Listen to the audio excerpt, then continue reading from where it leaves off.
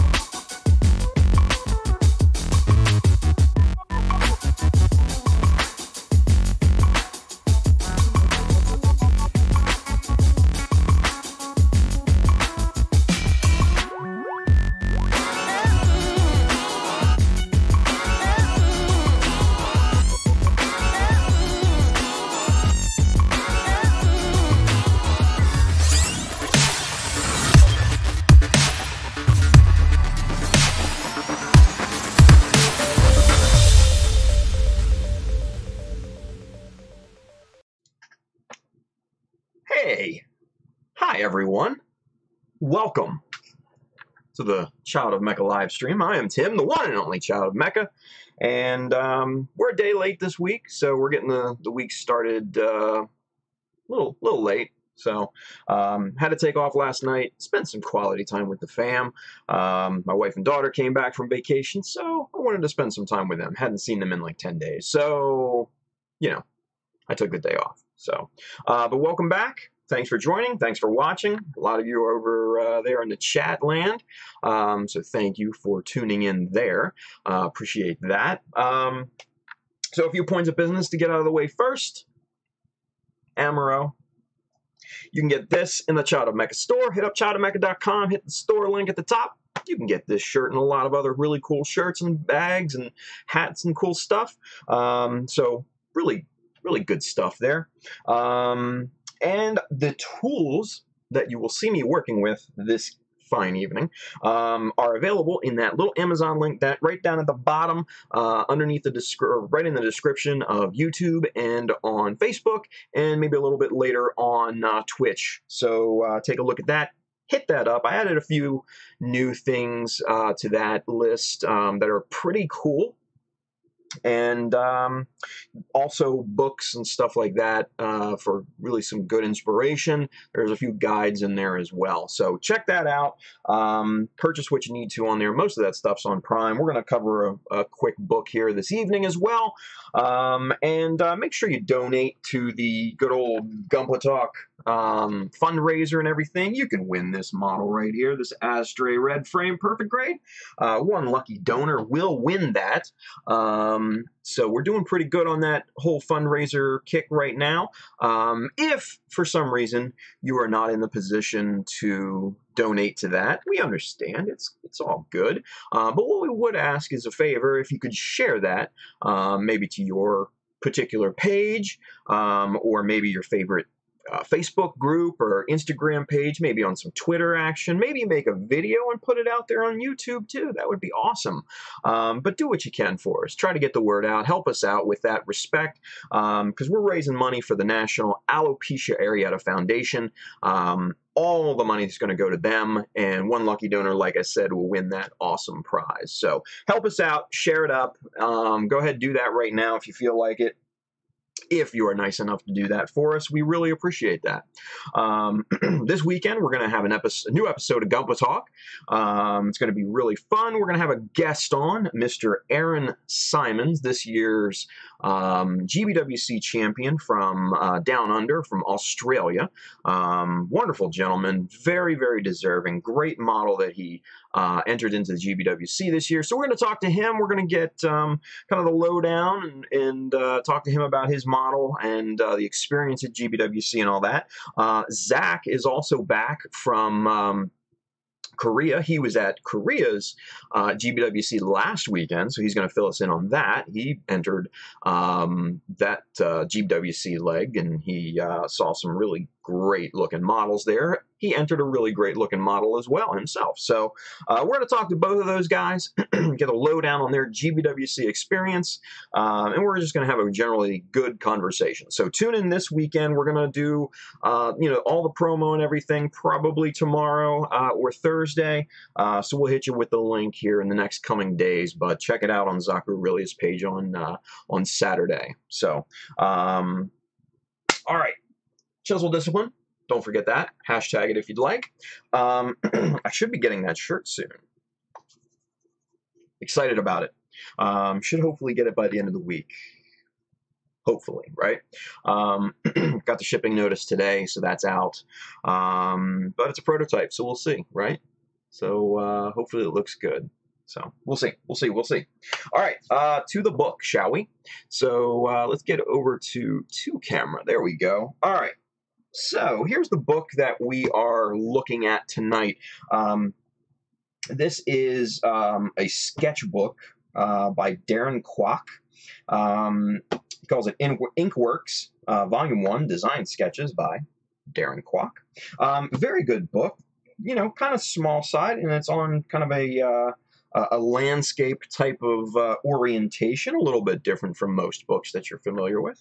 But I don't dislike it. I kind of dig it. in that respect. It is a bit of a smaller book. We're actually zoomed in just a little bit here, but very, very good stuff in here. Some really nice sketches. These are all black and white, pen and ink, very loose style sketches, but you can really see some really cool kind of silhouettes, shapes taking place, and gain a lot of really cool inspiration from this book. So I really love it. And it's inexpensive too. This retails for about $20, which is the price on the back of this book, but I'm sure you can get it on Amazon for a little bit cheaper than that. So great book to pick up. Let's go through it really quickly and kind of show you what I'm talking about here. Here's just, a perfect example. This is the inside cover. Very loose sketch. Nothing really, majorly detailed or finalized. And that's kind of, the theme of this particular book. It's just sketches. Very loose sketches and things. You got some weaponry here, which is really cool. The designs on here, you can easily translate all of these designs into a project. These are all kind of mecha-friendly designs, so to speak. So, yeah, I really, really dig these. Some of the bits and pieces and things like that, some of the heat shields and all that are just really interesting takes on these weapons here. So good stuff there. And there's a good mix in here too. You've got some cannons and weaponry. You got some bipedal mechs here as well. And then you kind of start branching out, and these are kind of quadruped mechs, and then you've got kind of vehicles and stuff. And just overall really loose sketches. You've got maybe a little bit of marker work here and there, gray tones, brown tones, but mostly this is black and white pen and ink, just very, very simple stuff. So like I said, this book is realistically more for kind of gaining inspiration, I would say more of an overall silhouette kind of inspiration. Oops. These are cool here. These would be, this one in particular right here is very Gundam looking. You've got this big kind of backpack and, big knee armor. You got some fuel tanks coming off the back. So very characteristic of a Gundam shape that you would, see in our hobby. And you've got, kind of great stuff really across the board here. You've got stuff that could be seen in games, stuff that could be concept art for movies. You've kind of got your Mecha type of exosuits and stuff here. Really cool stuff actually. Variations on all that stuff. Really, really cool. Then you got some kind of I don't know what you would call this, exo frames maybe or something. Just a really great variety. Some stuff that looks sort of like it, from what's it called? Chappie at the end, the moose. Very similar in style. Obviously, this is quadruped. The moose was biped. But still, very cool, interesting things. You get, some more recognizable mech designs here. And, I really dig the loose sketch kind of feel to it. And like you can see, nothing is really, really finely detailed, finished, polished, anything like that. This is just loose goose thoughts that he had coming out of his head. Really cool stuff. Let me go back to this one because this is pretty cool. So you've got this kind of big worker droid mech here. These huge kind of hook or crane style arms. Really kind of cool. So you could see something like that in Gundam easily. In fact, I think there's been several of those types out there. So, more weaponry. These are cool, man. Very, very neat stuff. So good stuff here. Darren Kwok is a great artist that I follow at several different on several different platforms. You got some spaceships here. These are kind of cool. ArtStation. I believe he's on Instagram as well. Here's the back. Really, really good stuff. It's based out of LA, so good stuff. Inkworks, Volume 1, Design Sketches by Darren Kwok. Go pick that up on Amazon right now. Go ahead and do it. Good stuff. All right, we're going to put this off to the side, and we're going to get working here. So, did a bunch of stuff over the weekend. Most of it not very interesting, I will admit. Most of it is duplication work on the other leg, right? But I did do some work on the rifle. So let me get you zoomed in a little bit so you can see this in a little bit tighter detail. Because I really like the way that this is coming out thus far. So if you know kind of what the Jesta rifle, standard Jesta rifle looks like, you know that there's a folding handle here. I never really liked the look of that, you know, of that handle, really. So what I did was I just kind of scratch built this, I don't know what you would call it, just kind of a grab or a cover or what have you, just out of some sheets of plastic and a styrene rod. Very simple work.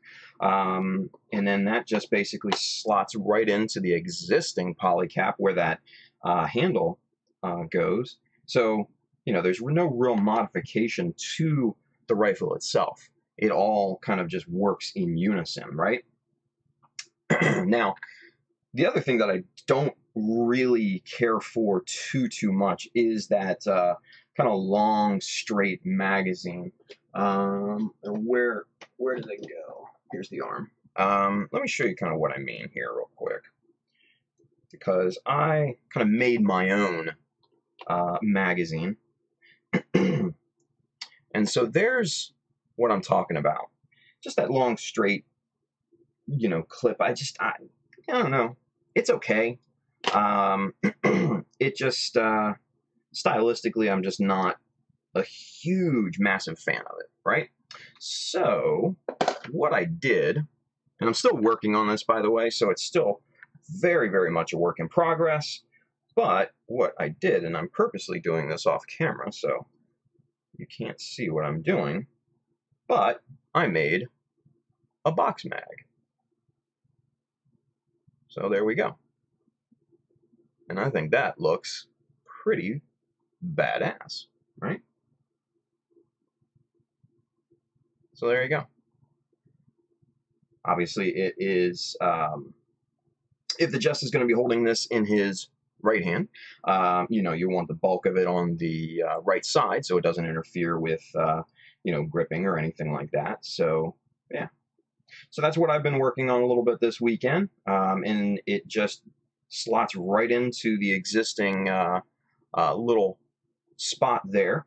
And what I actually did was I took the clip there. You get 4 mags with the Jesta, 3 for the arm rack, and then 1 to obviously go into the rifle itself. So I used that, chopped it up, and so very simply it just slots right into that, and there it is. Easy peasy. So a little bit of scratch building, you know, couldn't help myself really on this project. So I wanted a badass looking box mag for the Jesta, and I'll probably still use the same sight up on top because just I like that look, you know. So really cool stuff. I enjoy this, but this is still, the glue on this is still curing, so I need to be a little ginger with it. So we're going to put that off to the side. We're not going to mess with that tonight. And we're not going to mess with the rifle too much tonight either. So kind of what I had in mind was to work on this stuff here.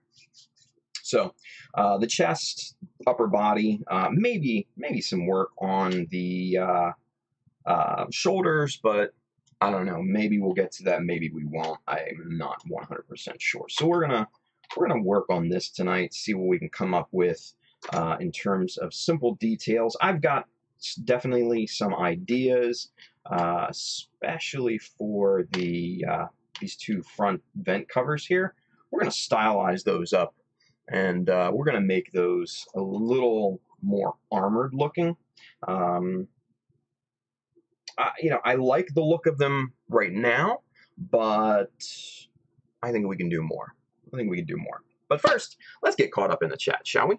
You guys are talking back and forth, so let's see what we're doing here. Let's see, GamerBud. So he says, this is one of the first comments. So I did my first attempt at hand painting today.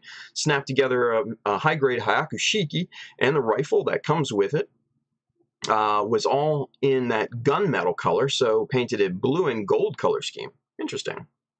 GamerBud continues. He says, it turned out pretty good. Tomorrow I'll have to top coat it. Cool. Very good. Let's see. Looks like Burkana's here. Kyle, welcome, guys. Andrew Young says, the real question is, though, is he really the one and only child of Mecha if there's two Tim Harkins on Facebook?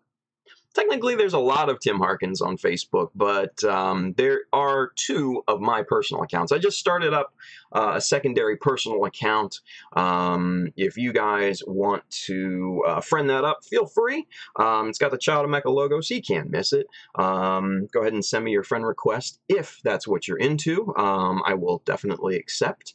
And, you know, I just like to kind of keep my, you know, personal main page separate from kind of the hobby stuff. I don't know, just personal preference, you know? So, yeah, friend it up if that's what you're into. Bailey's here. He says, what's up, everyone? And he also says, thanks for the follow on Instagram. You're welcome, man. Kamal Zeta. Go follow Bailey on Instagram. It's a good follow. Andrew Young, but he doesn't follow me on Instagram. Andrew, when you start doing good work, maybe I'll follow you. Totally joking, dude. Totally joking. William Wilm says, yes, made it in time. Welcome, William. Tim Kilborn is here. Made it. Thank you, Tim. Captain Weirdbeard, welcome. Bailey also said, seeing some Woundwort and Hyzen 2 in the leg design. He must have been talking about, you know, on Darren Kwok's book. Yeah, definitely. GamerBud says, that is right up my alley. That is the kind of art. Cool. Oh, that GamerBud loves doing. Cuckoo305 S is over there on Twitch. Says, what's up, brother? Watching you while working on my project. Well, welcome, Cuckoo. Thank you for watching, and good luck on your project, man. So Bailey says, oh, okay, so the rifle. Forward stock or foregrip 01 shield had mentioned as well. Either or sounds fine to me. I'm good with either one. And welcome, guys. Gamerbug says, dang, that box mag looks lince. I think he was trying to say nice, but I appreciate the sentiment. Bailey says, there we go, like Magpool, angled foregrip. Definitely. William Wilm says, oh, box mag for the win. I would have looked at a drum mag for me. Yeah, I was kind of toying with the idea of a drum, but I thought since the rifle that the Jesta cannon uses already has a box mag, it just would make more sense stylistically. So I just went with a box. So I'm not necessarily particular. It just seemed to make sense at that point. M. Nielsen, very cool, thank you. And thank you for watching and tuning in. GamerBud, I have two Facebook accounts too. One that is family that I don't use, and another for hobbies and interests that I don't use either. Well, there you go. All right, good stuff there. Looks like some other people over here on the Facebook. Looks like Ron Art is over there. Looks like Scott Taylor might have watched. My wife is watching. Awesome. All right, so let's throw the rifle out of the way here. Let's take a look at these two vents because I think that's going to kind of be very quick work. So one of the main issues I have with these vent covers right here, right, is that Bandai really didn't give you a way to pop these out once you've already, put them into their housing, right? So you look at the back, and it's completely nothing. There's nothing to push through for these. So basically, what you would really need to do, there's no way you'll be able to get these out with your fingers. You'd need to dig in there with a hobby knife and just kind of push these things out, which is not a great situation, because what happens if you scrape up a side on either the housing or the vent cover itself? Then you're SOL. You'll have to fix that. So what I'm going to do is I'm going to drill from the back just a small hole, just so we can push that piece, that vent cover, through. So what we're going to do is we're going to make a pilot hole first. And I'm just kind of starting kind of an indent here with, this is just a hobby scriber. Just your very old school, tungsten metal tip scriber. Nothing crazy there. So let's get the debris out of the way first. There we go. And now this is a 2mm drill bit. We're just, like I said, drilling in from the back. And we don't have to be super careful or super precise with this, because you're never going to see this. This is, obviously from the back. And I think we're through. Let's see. Yep. I'm just going to continue that just to be on the safe side, just to make sure. But let's see if we can poke this vent out here. Oh yeah, see? And there we go. There's your vent cover. So very simple, easy to do. And then once, if you do decide to use the vent cover, you can just pop that back in there with no damage done to it. And if you need to, now you can just poke it back right out. Easy peasy. And these just slot into the chest. Really simple too, right? Just like normal. So not a huge, I wouldn't even call it a modification. This is more like kind of ease of building type of thing. It just makes the job that much easier. So we're going to do that to both here real quick. And then we are going to start a pretty simple modification. So let me get this started real quick.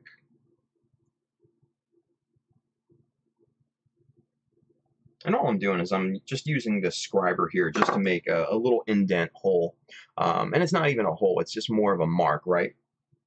And that's basically a starting point for your drill bit. It just makes your drilling that much more accurate. And then I just like to clean the debris that pops up around the sides, just to make sure that the drill bit doesn't slip initially, and it just makes it that much easier. So now that we've got a nice starting point, we'll start drilling into the back of this thing. Okay, I think we're through.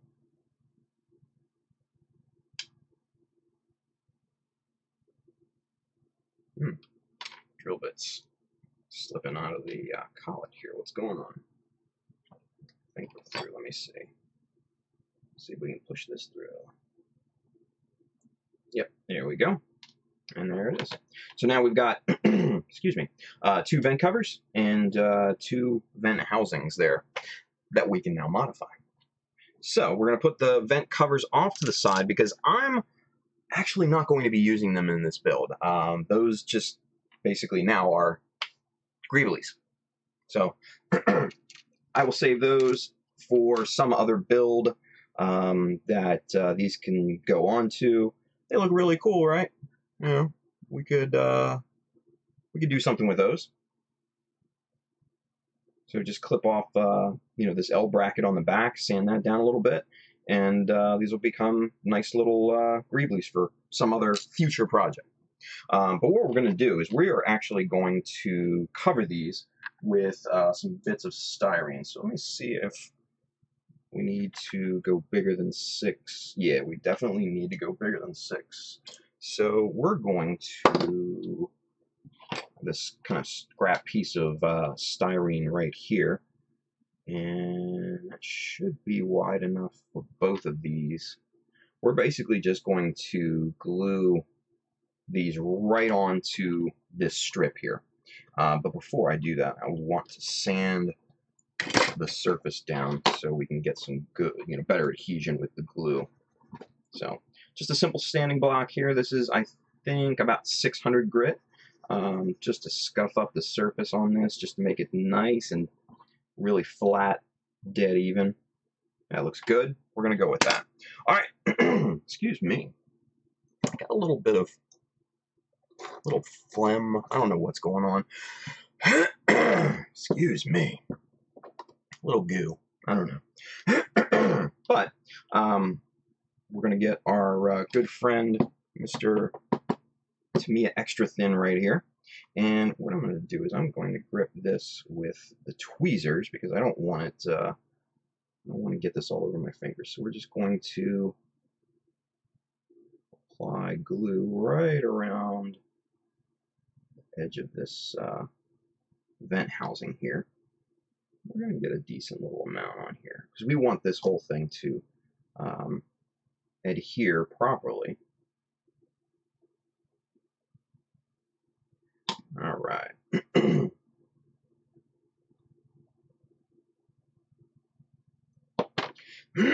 Excuse me. All right.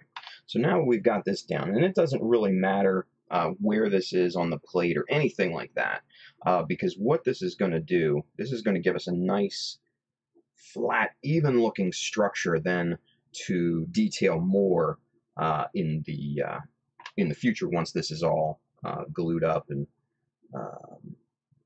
cured and all that good stuff. So we're going to do the other one here as well.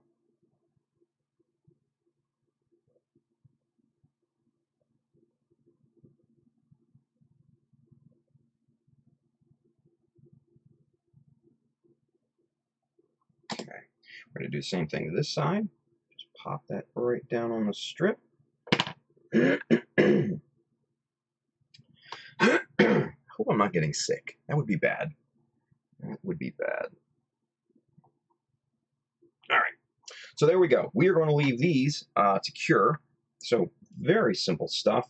And what I had figured is to make these solid vent covers, not have the insert and everything. I just never really I don't know, that look to me just seemed, I don't know, odd. So we're going to make this one solid cover. We're going to put maybe some scribes or something like that afterwards, once this is cured and these are separated and everything. We're going to do them up, obviously trim them down to the existing shape, and I think they're going to look pretty damn kick-ass once this is back on there.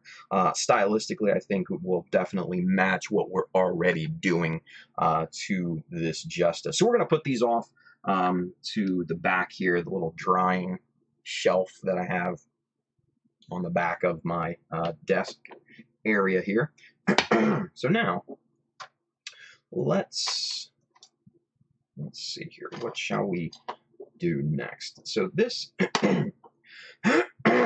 excuse me, this is the lower, obviously the lower torso here,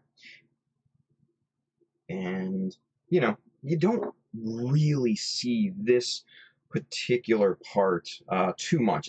It's definitely not a prominent part in the overall silhouette of the mech. It's not something that your eye catches immediately. You look at the head, you look at the shoulders, you look at the arms and the legs, but you don't necessarily look at the kind of middle torso. You do look at the chest, cockpit area, shoulders, and all that. But for me at least, my eye that's one of the last things that my eye goes to, is that middle section. So, you know, we're not going to spend a ton of time on this one. I think cleaning up these already existing lines here, maybe adding something to the back, maybe adding some detail to the front here.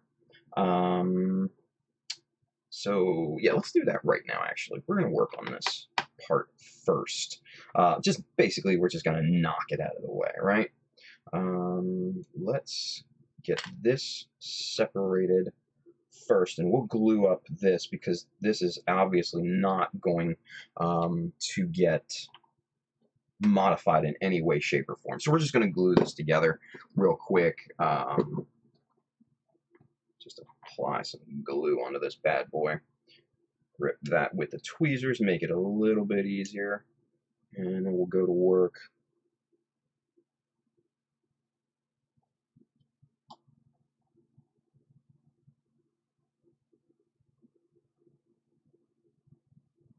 So I'm just kind of prepping this surface real quick with Tamiya Extra Thin. This is just basically starting to get the solvent action going, starting to soften the plastic.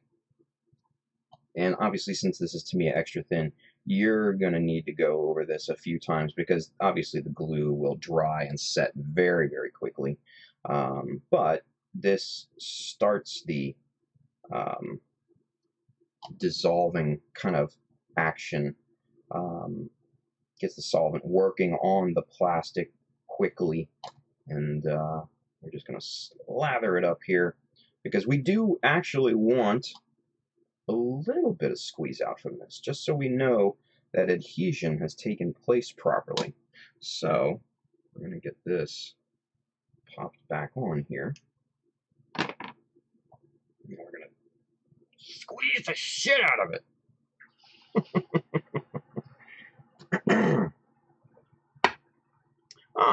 Here's my boy, the Daft Robo over there, Everett. Welcome, buddy. Thank you for watching. Appreciate it. Man, you're up late this evening. All right. So we got a little bit of squeeze out there on the bottom. We can see a little bit here on the sides and a little bit on the top too. So I think this piece is pretty much good to go. We're going to have proper adhesion on this puppy. We're going to set that off to the drying rack in the back here as well. And we're going to go to town on this piece. But let's get caught up here in the chat, because there's a few things that you guys are talking about over here. Let's see what we've got. Tim Kilborn says a box mag is more realistic. That is what we used for the saw in the Marines. It is more of a grunt style ammunition system. Yeah, you know, it's funny that you said that, Tim, because when I was going kind of designing, you know, the box mag that I you know, scratch build, I was looking at saws. You know, I looked it up on you know, Google Images, and I saw a bunch of different you know, different images and stuff like that, and that's kind of where I based you know, both kind of the shape and the dimensions off of, were those box mags on kind of saw rifles. So yeah, that's a definite. Gamerbud, now that I have found a lot of Gunpla groups on Facebook, I may be inclined to use it more. Facebook and I have history, so I don't like to use it. Yeah, you know, Facebook's not everybody's cup of tea, and I understand that, but it is a great communication tool. That's kind of the way I look at it. You know, you communicate with people all over the world, and you know, that's what I really like to do that.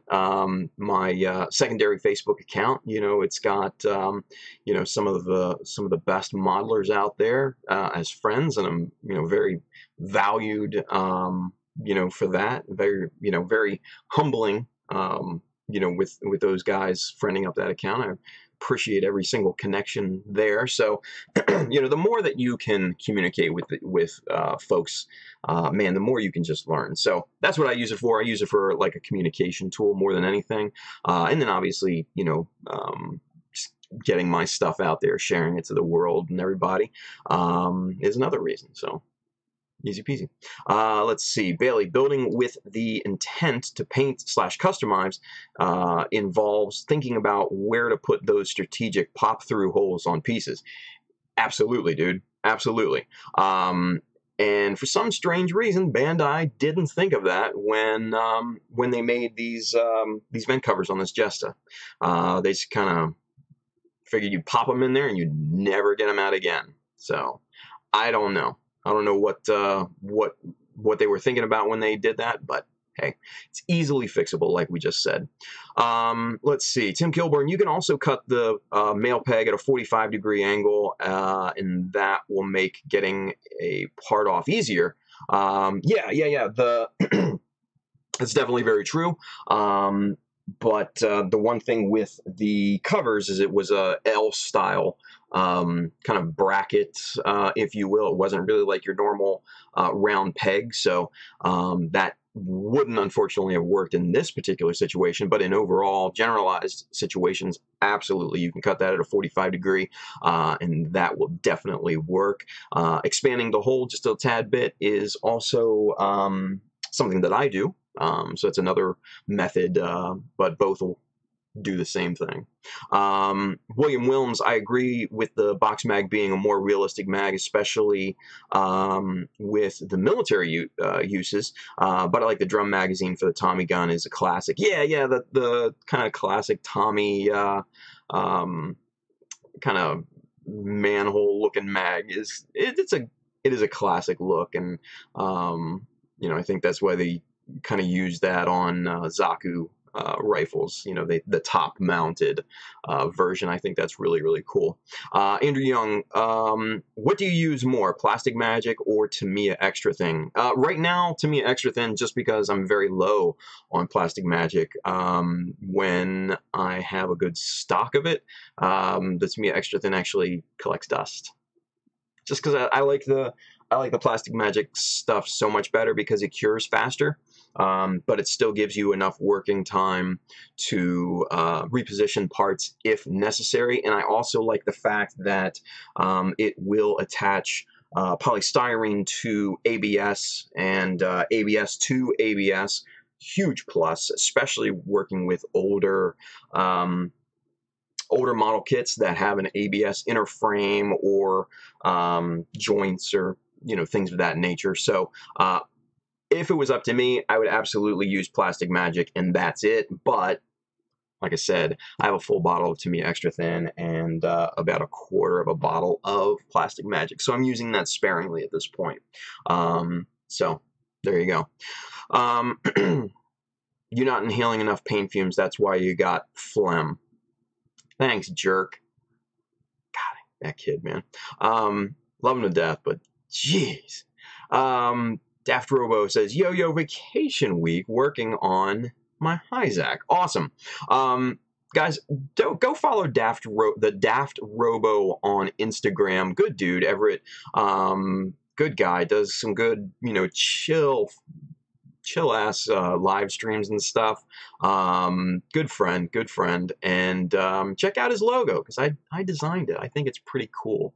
It's based off a logo that his wife actually drew for him back in their high school days, so I can't take all the credit for it. I simply reimagined it, but yeah, good dude, good stuff. He's working on a hobby, converting a master grade Hyzac to a hobby Hyzac as we speak, for his GBWC entry this year, first time, so he's a rookie too. So wish him luck because that sounds pretty damn cool. Jay Lynch is in the house. Welcome, Jay Lynch. Thank you for watching, buddy. Dark Kaiser 99 is over there on Twitch. Amazing. Thank you for watching, dude. Daft Robo says, God, I love that shit. I don't know what we were talking about at the time, but awesome. Let's see. Okay, it was college. Okay. So, Daft Robo's wife designed that for him in college, not high school. My apologies. But still, it was really cool. So go follow him on Instagram. It's good stuff. Plastic Magic. Yeah, dude, Plastic Magic. This, for those of you that don't know, this is Plastic Magic by Deluxe Materials. This is a company based in the UK. And like I said, this is very, very similar to Tamiya Extra Thin, but I like the properties of this a lot better, simply because this bonds ABS to ABS, styrene, and all sorts of other plastics to each other. And this stuff cures quicker than Tamiya Extra Thin, but like I said, it's the same kind of viscosity. It is very thin, and comes with, you know, an applicator brush and the whole nine, just like Tamiya Extra Thin. But the properties of this are just, in my opinion, superior to Tamiya Extra Thin. It's not nearly as hot, meaning that it's not. You know, you can put it on and it won't completely kind of melt the plastic like the Tamiya Extra Thin. Sometimes, you know, you get kind of some weird jelly action going on with Tamiya Extra Thin. If you put it on just a little bit too thick, you don't get that with this. You get solvent action, definitely, because this is a solvent, but not nearly as bad as the Tamiya Extra Thin. And mind you, the Tamiya Extra Thin is not that bad either. You know, this is what I've used for years, but once I got this, it made me a believer. I saw people people starting to use it over like in Singapore and China and places like that. Becky Customizer, if you guys are familiar with her, she's a GBWC champion. She actually started using this, and then Kenny Lim, toy maker, started using this as well. And you know, everybody that I know just raved about it. So I went and picked up a bottle at my local hobby shop. I had to special order it though, and yeah, I'm a convert. I am now a true believer.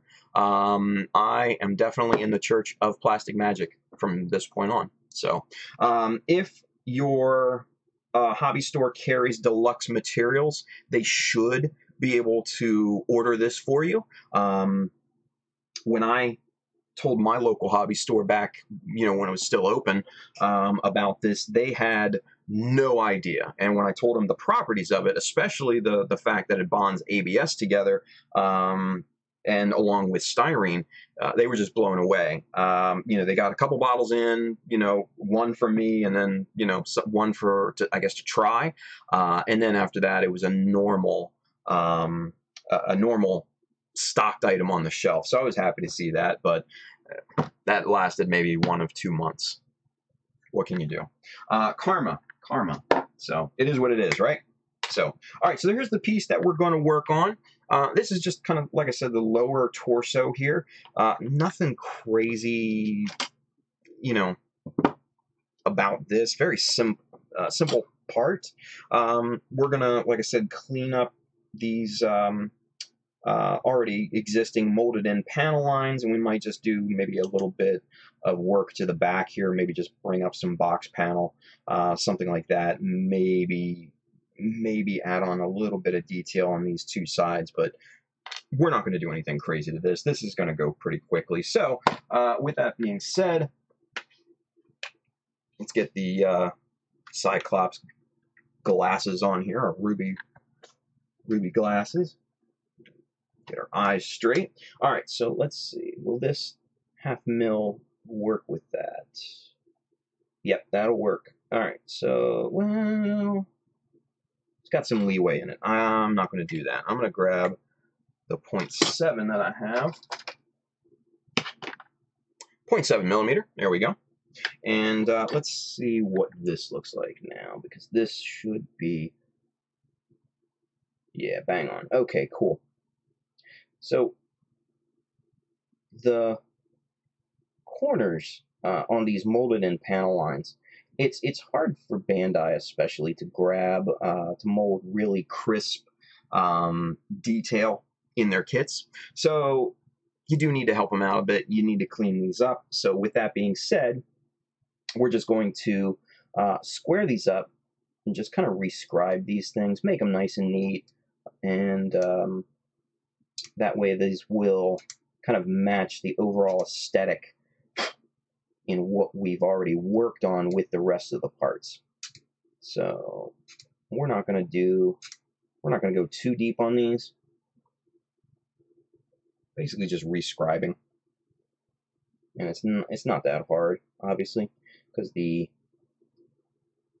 line is already there to kind of work from. So you're just following what's already there.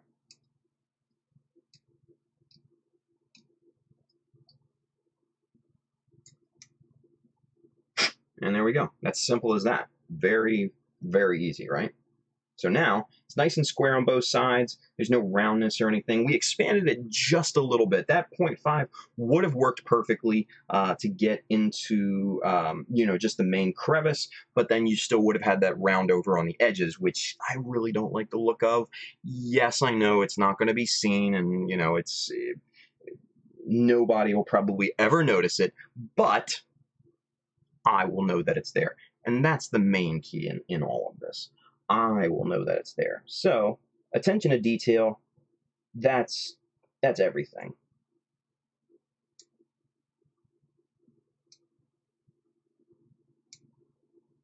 We're just going to do the same thing to this other side.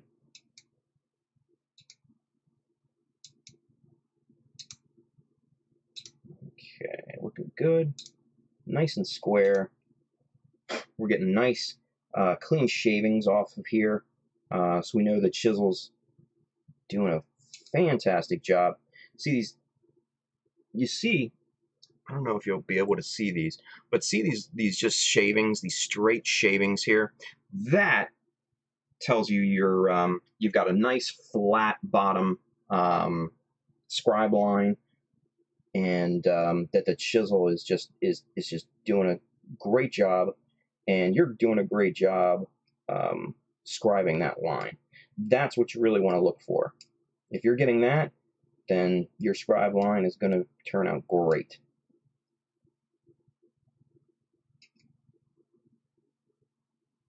All right.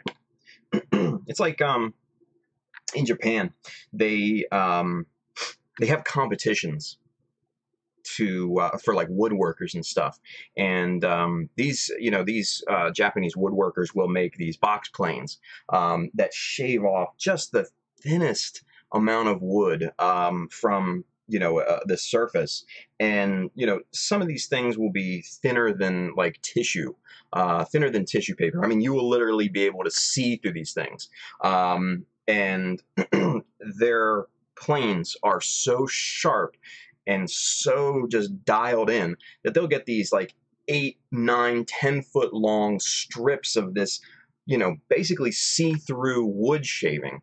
And it just amazes me because that, number one, is craftsmanship, but it's also crazy attention to detail too. Tim Nelson, oh my God, I made it.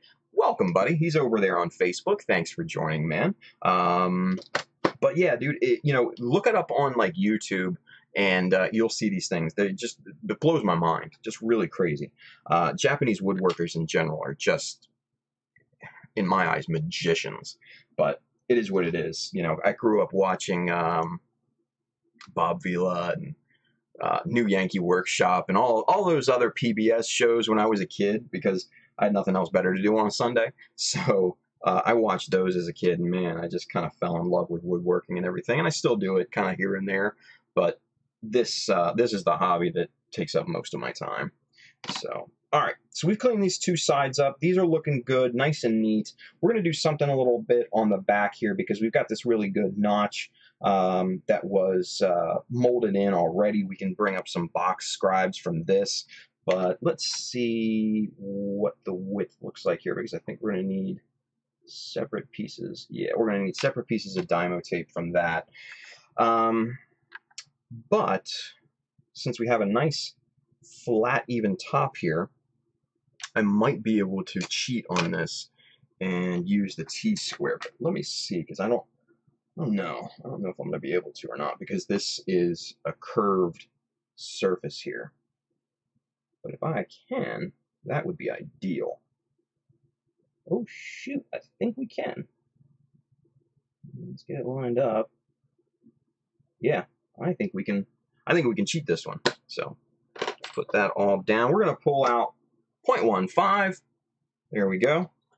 The Daft Robo, New Yankee Workshop. Hell yeah, man. Norm Abrams, he was the man back in the day. You know, he gave that speech in the very beginning of the show. You know, wear your safety glasses, all that good stuff. Oh, I loved that stuff back in the day. I still watch, like, just if I need to, like, zone out or something, right?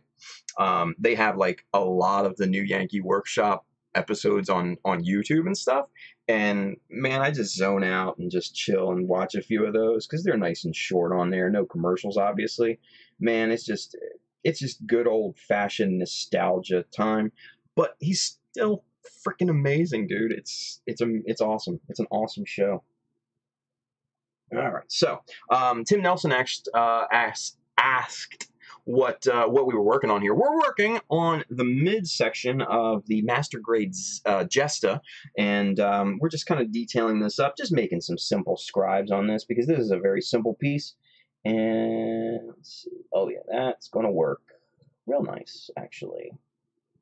So we're going to get this started. We're going to pull these panel lines up from that gap, that corner there in the gap, so it's going to look nice and natural. And let's see. Is that nice and straight? Yeah, that's nice and straight. We're going to terminate that line on the edge, bottom edge here, just so that it completes the look. Scrape off the back a little bit. Now let's deepen this panel line just a bit.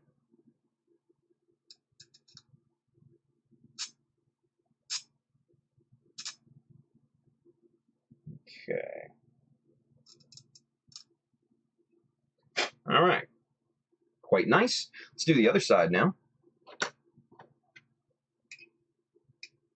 I always like it when I don't have to use, pull out the Dymo tape and get crazy with it and everything. If I can just, you know, basically scribe on a piece with a T-square or ruler or something, man, I will do that all the time. But there's not a lot of opportunity to do that, unfortunately. So you do have to bite the bullet most of the time and do it the proper way. Okay, this is lined up. Let's get this nice and squared. Pull this line here.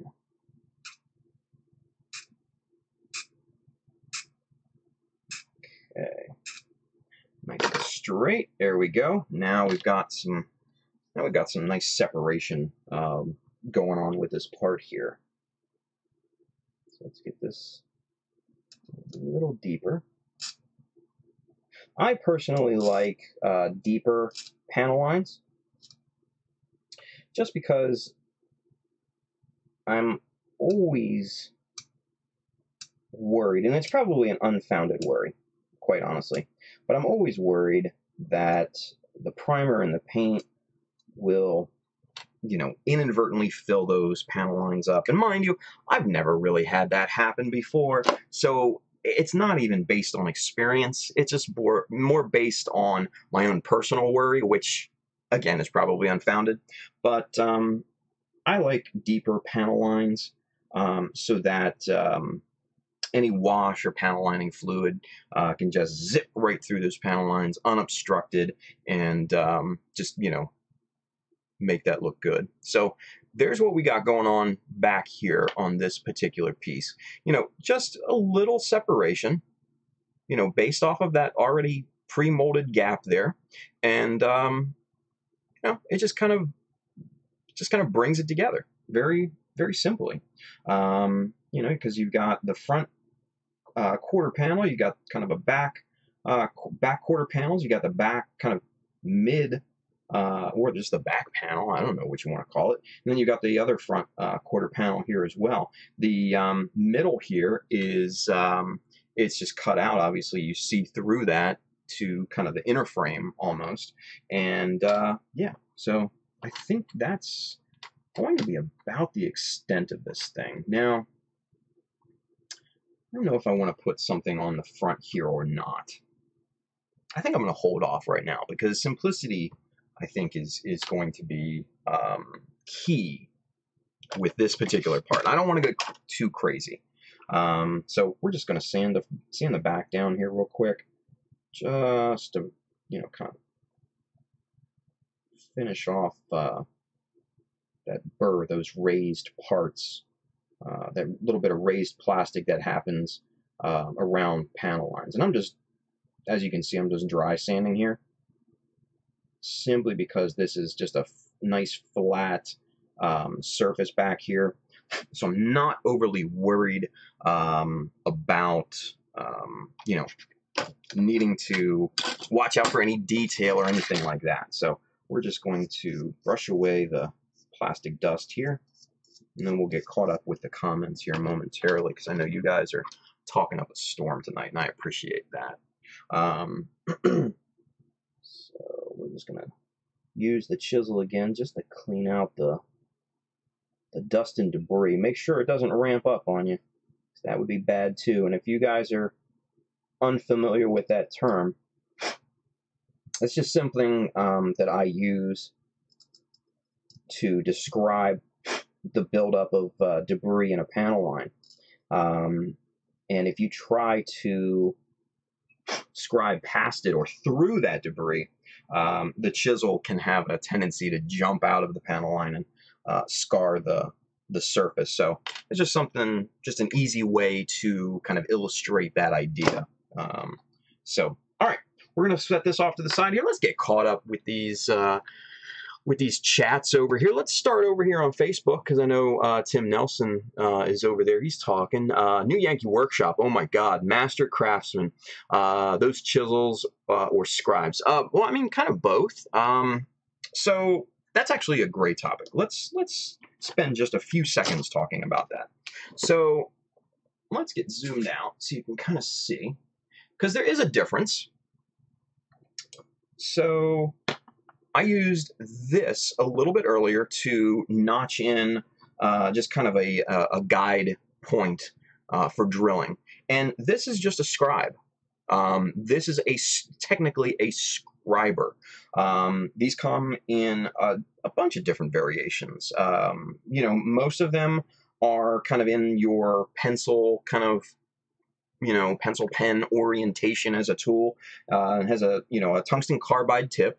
And, you know, it is what it is, used to mark on metal, like soft metals and things like that. Some on, you know, on steel and other materials, plastics obviously as well. You can use these. This is a good one. I actually got this as kind of a freebie add-in from a book order from the store Hobby Mate in Singapore.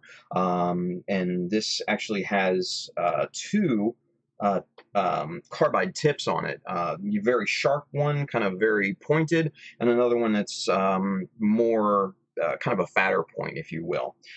So I use this just for general purposes. When I need to scribe a curve, I will start with this, and then I will finish it off with the chisel, which is basically what that is. These are, you know, the BMC chisels. It has, you know, a flat chisel tip on this, much like the chisels that they use in woodworking. So that's the big difference between these two tools.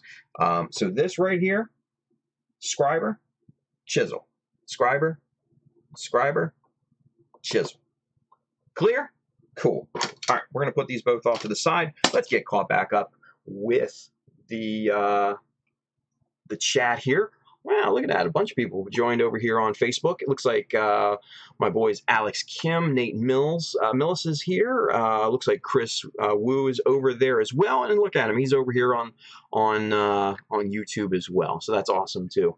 Looks like Lenny Ballman is here. Yay, I am finally here. Yes, you are. Thank you for watching again. So Tim, I hope that answers your question. Oh, he says, okay, chisels. So there you go. So good. That's actually was a good topic of conversation, because I think a lot of people are a bit confused when it comes to that, right? So, all right, let's get caught back up over here on Twitch and the YouTube action. Daft Robo says jelly action. Yeah, you know, it's just the Tamiya extra thin. When we were talking about that, it sometimes turns the plastic to jelly, and it's just there's a little bit too much solvency in that chemistry for my taste. So, you know, it is what it is. Jay Lynch, Bailey, hey, lots of work. I'm waiting for the stray no-name from USA Gundam store and doing custom panel lines on a Gundam Orbital Age. How about you? Wow, that's cool, man. Good job there, Jay Lynch. I like that. I like the sound of that. So looks like Bailey and Jay Lynch are both talking. Tim Kilborn, I had my fan on painting. What were you looking for in scribing? Nothing. We were just talking about it. Bailey says, Instagram. Yeah, Bailey's got a cool Instagram page, Kamal Zeta, so check that out. This Old House. Andrew Young, what a nerd. Man, shut up. You're a nerd. Daft Robo says, New Yankee Workshop. Gamer Bub, Bob Vila. Holy crap, I have not heard that name in a long time. Yeah, dude, you know, I'd chill with that. It's good. It's good shows. Jason PS3 watching on YouTube. Thank you for joining us, Jason. Cautionary measures. Yeah, man. You know, you gotta be careful with your stuff. You know, especially when it comes to gluing and all that good stuff. So, let's see. Looks like Jay Lynch is already following Bailey. So good stuff there. Edwin RSA over there on YouTube says, good morning, everyone. Welcome, Edwin. Thank you for watching, buddy. Looks like Bailey says you've been putting in some good scribe work there from Jay Lynch. Do I follow Jay Lynch? I don't know. I'll have to check that after the stream. Let's see what else.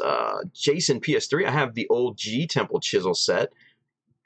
That is kind of an older kind of chisel set, but hey, man, if it still works, it works, you know? Use what works. That's what I say. Let's see. Kenneth Sim has joined us. Hello, Kenneth. Michael Gilchrist. Hello again, sir. Welcome. Kenneth Sim said, currently using a 0.15 chisel. Does 0.1 or 0.15 is it way too fine? That primer will cover it up and affect the panel line apply? No, it doesn't. Like I said, 0.15 really is just kind of my personal aesthetic when it comes to panel lines, right? And like I said, I've never had primer fill up a panel line, even thinner than 0.15, because I do use the 0.1 here. You know, from time to time for certain things. So no, don't be afraid of it, especially if you're airbrushing, because it goes on so thin that it's not going to fill that up. Now, mind you, if you use, you know, anything like outside of the hobby style primers, like, you know, some people will use Krylon Rust-Oleum primers and stuff like that. I can't guarantee you anything at that point because those things are so thick, they're not really meant for hobby use, you know, in terms of modeling use, then I can't guarantee anything when it comes to those. But no, if you're using hobby primer, you know, like Tamiya Fine or Mr. Surfacer, you know, through an airbrush or something like that, or even through a spray can, because that's pretty fine itself in the can, you'll be perfectly fine with a 0.1 or a 0.125. Alex Dedoof, thank you, buddy, for following on Twitch. Thank you for that, man. Hey, everybody go follow Alex Dedoof on YouTube as well. Good channel. Alex does some really cool work over there. And he helps mod for us on Gunpla Talk too. So go follow Alex. Good dude, man. Good dude. Chris Wu, haha, look like the new Unicorn series going to come out. New Master Grade Jesta soon. Going to boom everybody's wallet. Yeah. They got the high grades out right now, or the previews of the high grades out. But hey, fingers crossed for a new master grade, right? So we'll see. Percana says there's a lot of good new things between kits and shows. Yeah. outside of that stupid promotional poster pose that, you know, those three characters are doing, then I'm not that I'm not necessarily fond of, because it's just getting old on Facebook at this point. Outside of that, the show I think looks pretty cool.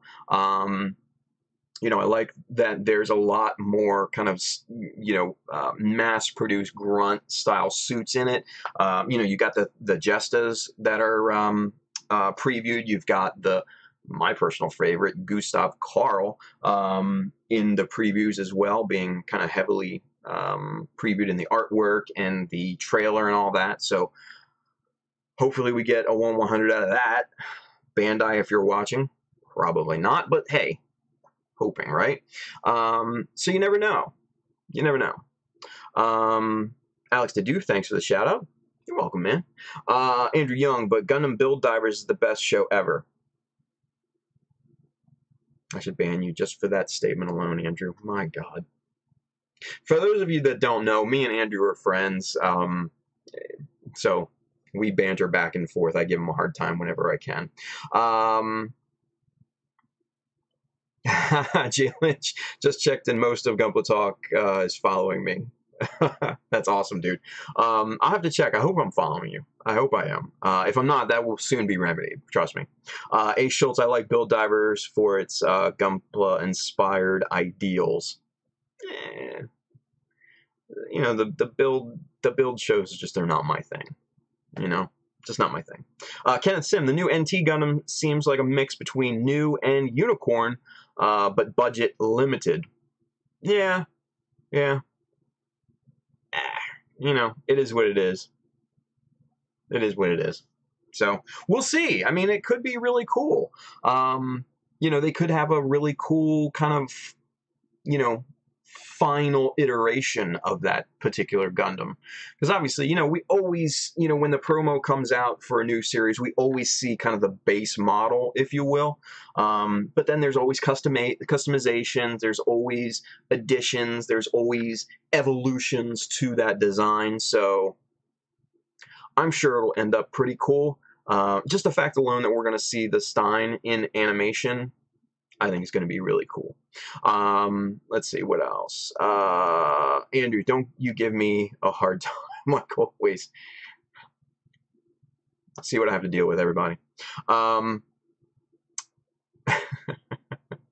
William Williams, I like to build shows for my young son to watch. Yeah, you know what? Okay, this is a good point. Thank you, William, for that. For youngsters out there, for kids and stuff like that, the build shows are absolutely perfect, because they have all the flavor of a Gundam show, but not necessarily the more adult themes, you know, warfare, things of that nature, political, you know, geopolitical, you know, themes and stuff like that. So yes, the build shows are perfect for kids. So thank you. That is actually a very, very valid, very good point. And I will definitely say that all the time. So, and in fact, I showed my daughter some of the Build Fighters shows with the bear guy, because that's her favorite. She loves the bear guy, right? And I showed her that, and she started watching it a little bit here and there. So, you know, it is what it is. Let's see. RN, please Bandai 1/100 Gustav Karl. I know, right? And thank you for watching, RN. Appreciate that. Looks like Flynn Berger is with us. Thank you, Flynn, for joining us. Good day to you, sir. Man, guys, go follow Flynn Berger on YouTube and on Instagram. He just competed a few weeks ago in the Australian GBWC, entered a really cool custom goof, and man, good dude. So check him out. Go follow him on YouTube and on Instagram both. So good stuff there. And let's see what else. Though IBO and Thunderbolt, even the more adult ones are awesome. Yeah, you know, so that's from Burkana. But yeah, I agree. Alex Dedoof, good reading practice too, especially if you're watching subs, right? Andrew, I'm not even going to read your comment, Andrew. You're killing me, buddy.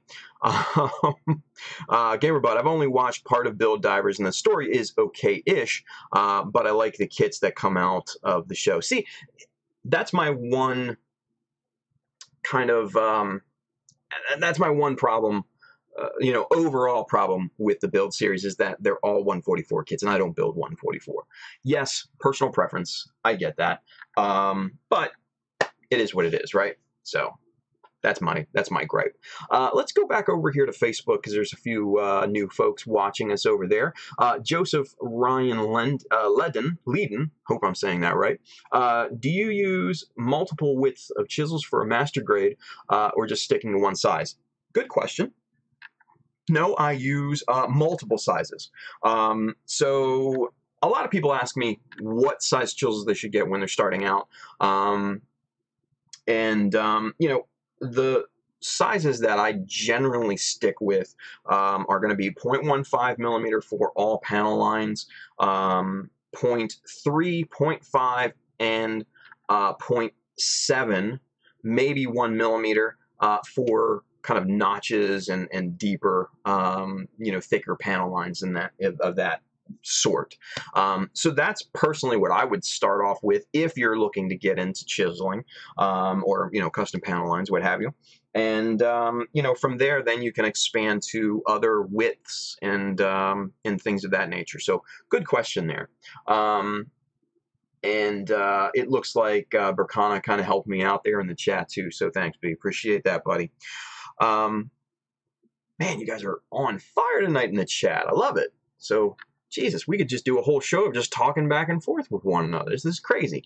What time is it? 11:11. Jeez, you guys are crazy right now. Let's see. And I'm going back and forth. It's like a tennis match here. It's like nuts. So Bailey says, I'm waiting for Thunderbolt and or Origin to continue. Yeah, I know, right? I love those two. GamerBud, I like a lot of the smaller things. The kits are nice too, but the store scenes... no, there's a few 1/100 scales. Are there?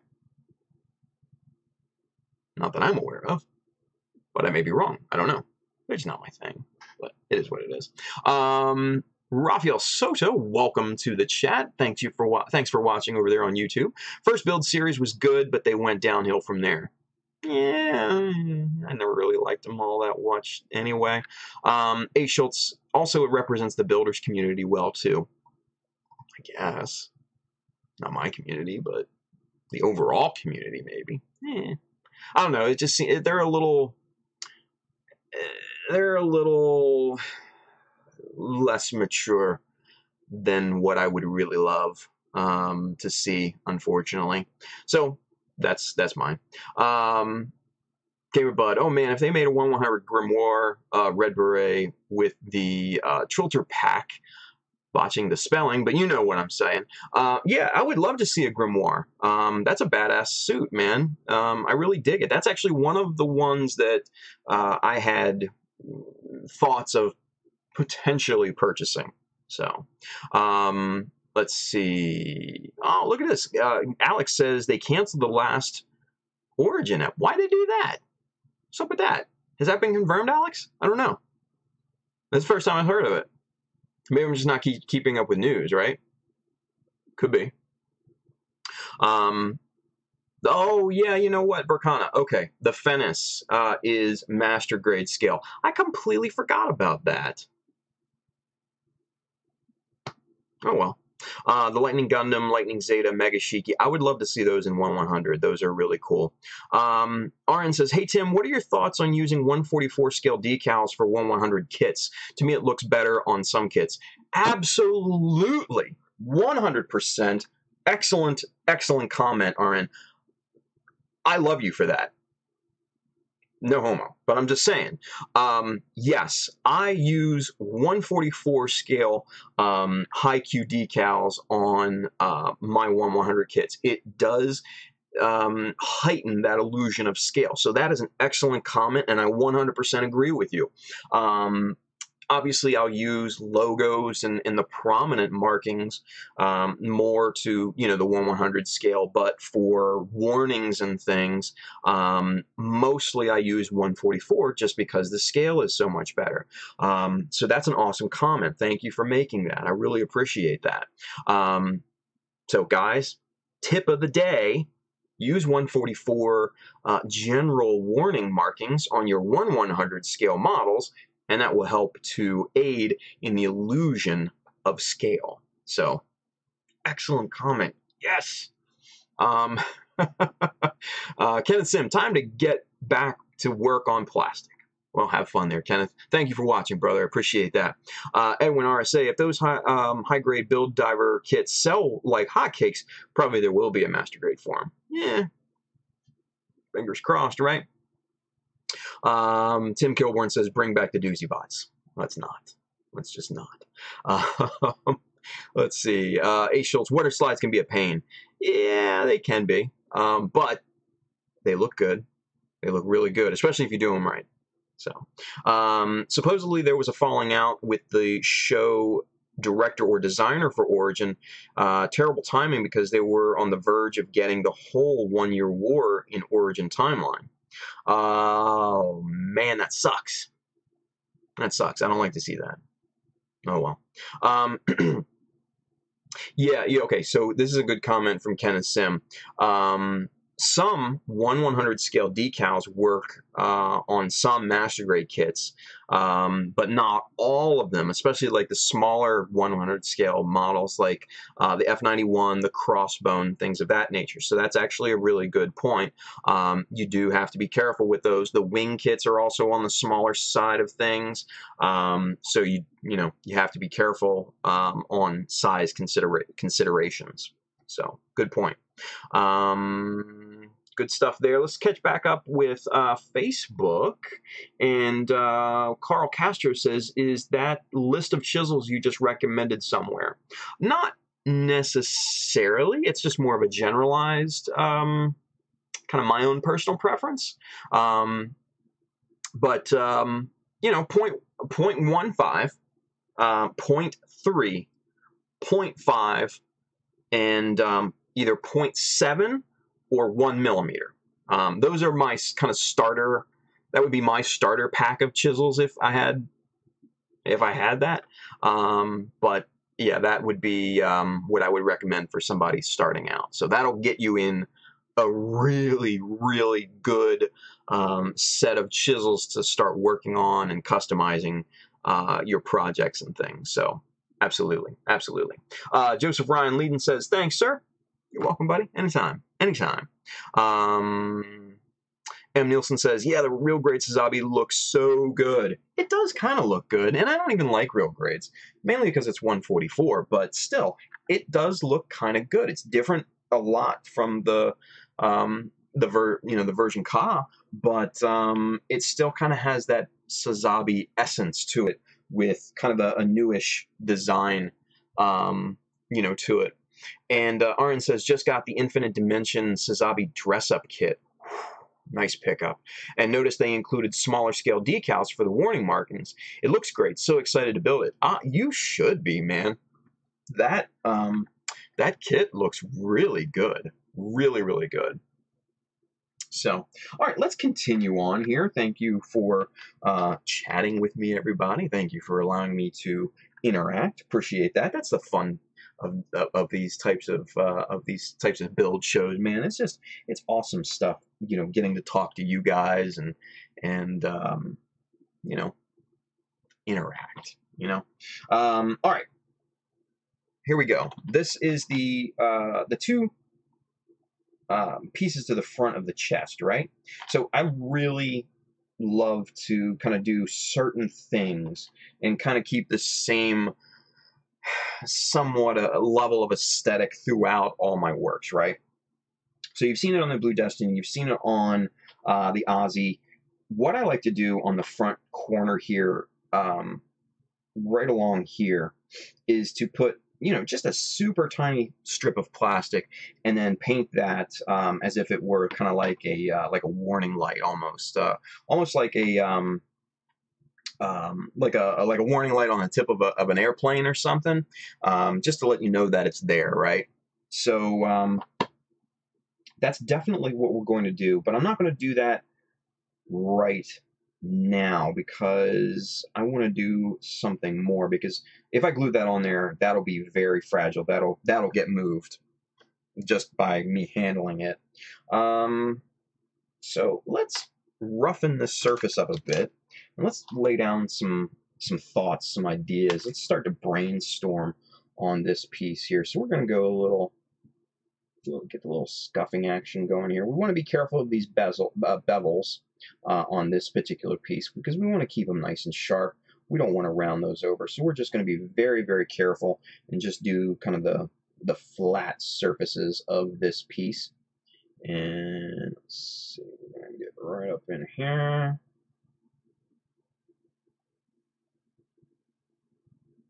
We're going to do all three sides, top, bottom, and then the side here as well. Just because, you know, I like to kind of overlap, or, you know, wrap around the panel lines from surface to surface. Gives a nice, you know, realistic mechanical feel and look to it. All right. So, you know, question for all of you out there watching, and, you know, you guys give me your feedback, because, you know, I really want to kind of hear what you guys have to think about this. What I was thinking is maybe once a month, I don't know, maybe more often than that, maybe twice a month, I don't know, is to do kind of like a Q&A, like a, you know, just kind of almost like a, not necessarily an Ask Me Anything, because those can get weird sometimes, you know? This can get really weird, and I'm just not into that.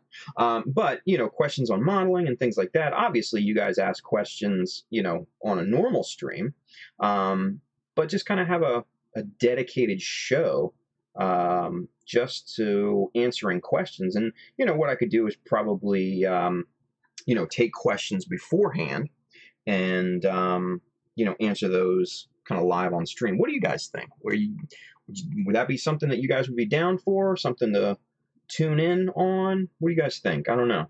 You give me your feedback here, because I want to hear what you guys think, and I want to know what you want to see. And like I said, not too often. We're going to keep this style format for the majority, obviously.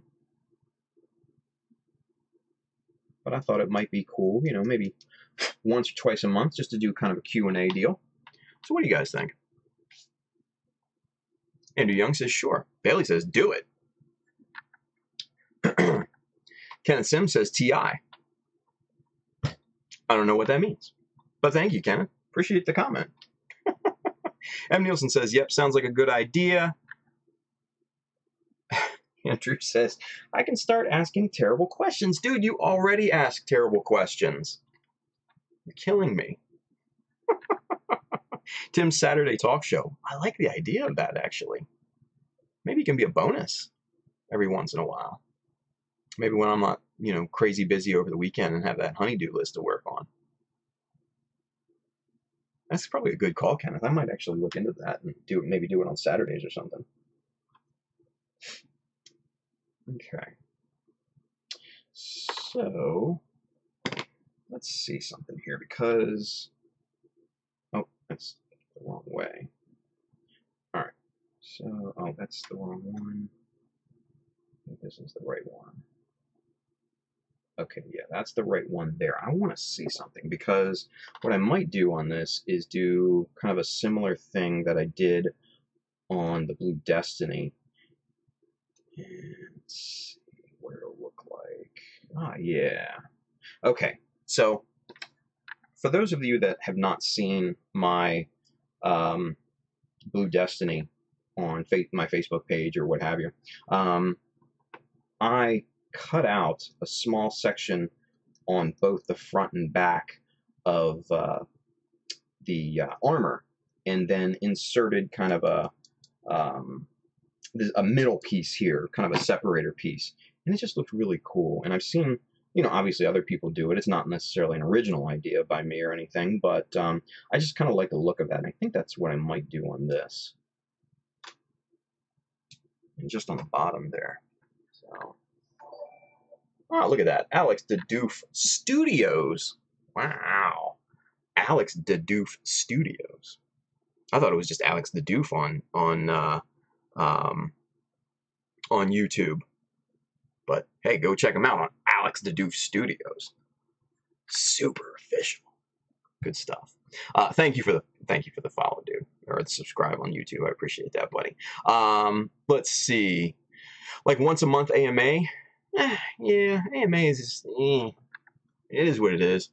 M Samoza. Oh shit, I'm late.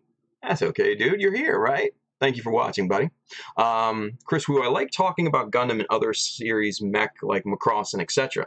See, I don't have a lot of experience with. I don't have.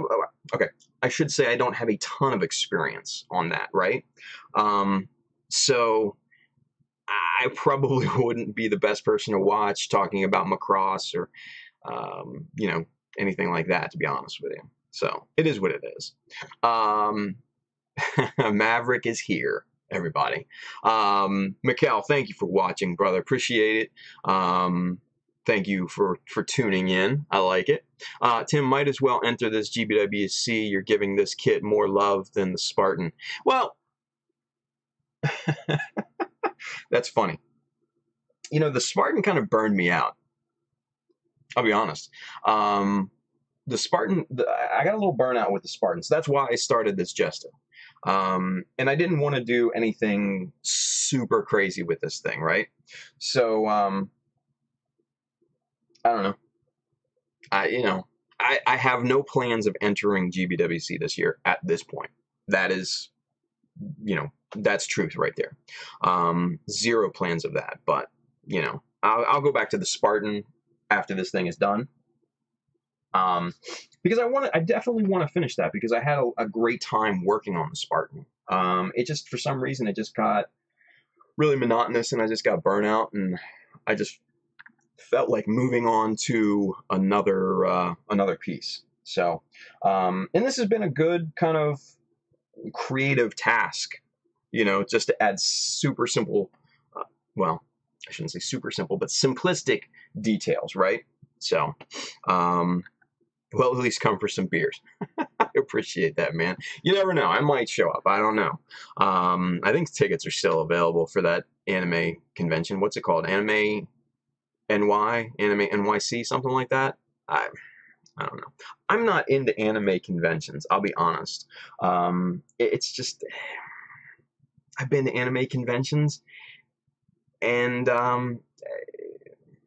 yeah, it's just not my thing. So I don't know. My daughter's into anime big time right now, so I don't know. We might. Anime NYC. Okay, cool. Thank you for that. Appreciate that, Mikkel. Let's see. And it looks like Andrew's giving Mikkel a hard time, which is not surprising. Chris Wu says, yeah, too much ideas and implementation equals burnout. Yeah, dude. And that was, you know, especially on working on the Spartan head, because it was such a big customization project, just the head alone. But and it was such small, intricate details. Man, it was, yeah, it was nerve-wracking to say the least, right? Carlo Castro says, Tim, do it. He likes the idea of the Q&A episode, so I might do that. I might implement that. You never know. Keep watching. Mike Wine is over there. I used an edge scriber on the chest seam. Oh, like oh, you mean like the BMC edge scriber, or you mean like the U-Star kind of border scriber? I don't know. Anyway, let's get back to it. You guys are chatting amongst each other, so I dig it. I like it. All right. So we've got these two pieces here that go like this. Forms the right side chest armor, right? So what I think I might do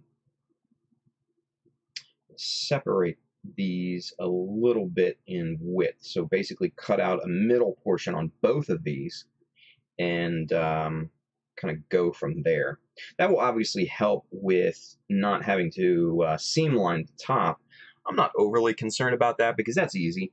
But just the overall look, I really like a lot more when we do that. When I cut that piece out and kind of make a filler piece there in the middle. So I think that's what I'm going to do. Now the question is, how much do I take off of these two pieces? Because that's going to be kind of the $64 million question. $64,000 question? I don't know. One of you old heads will probably let me know. It's before my time, man. I'm thinking maybe 4 mil. Let's get a 4 mil strip here and see what that is going to look like. Might do 4.8. Yeah, that's a little bit too thin. I think I might do 4.8. Let's see. Where's 4.8? That's 6. I think this is 4.8. Just right here. Let's measure this and see. Yep, that's 4.8. Cool. So that will give me 2 millimeters on each side, and then a middle channel, which will be about, yeah, I like that. I like that width. Shit, I might even go wider. What's 6 look like? Yeah. Hell, I'll go 6. Go big or go home, right? All right. So with that said, now we need a little bit of help from our Dymo tape here. So let's see. Let's start this off.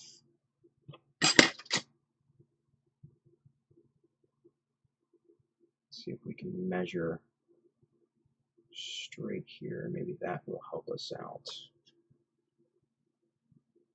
Yeah, okay, cool. So now what I can do is just kind of cut a line in the plastic as a guide. There we go. Nice and neat. Let's do the same thing with the other one here.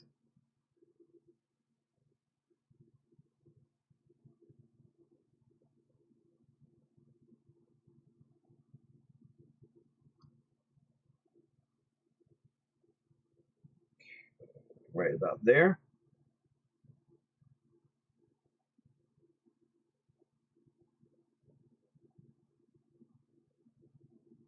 All right, and like I said, what I'm doing is just basically cutting in a line, just a guideline for where I'm going to cut this thing down. So I measured 3 mil on both sides, and let me make sure that these are nice and parallel to one another. So that's going to be important. And that looks good. I dig that. All right, so now, what we can do is to just use a piece of Dymo tape here. And we're going to use that cut line as a guide for cutting this, these bits off of this chest piece here. Right. I'm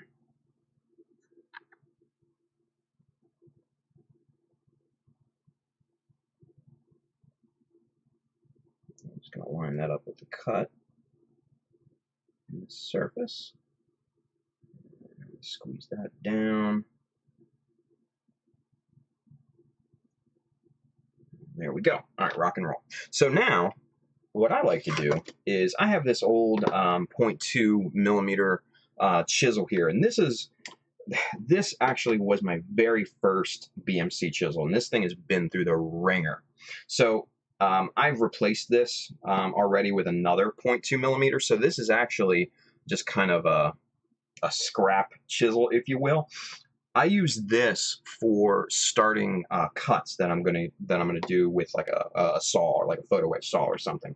So this is usually the perfect width to get a saw guide going. So we're just going to chisel in a 0.2 millimeter line in the surface of this chest piece on both sides here now that we've got our Dymo tape down here. And then we're going to come back and we're going to finish it off with the saw.